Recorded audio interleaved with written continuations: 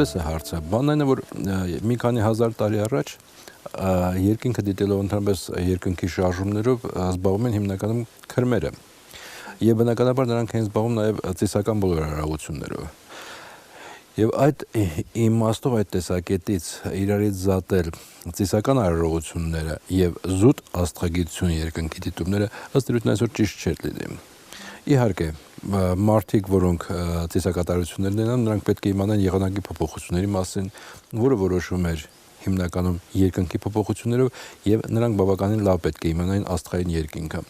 Եթե մենք զորաց քայլում սկսում ենք ավելի մանրակրկիտ հետազոտություններ անել, ապա գտնում ենք իհարկե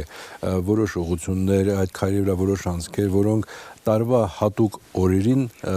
ուղղված են դեպի արևելք կամ ցույց են տալիս, թե որտեղից է ծագում արեգակը եւ այլն եւ այլն։ Բայց կրկնում եմ, դա բոլորը անհրաժեշտ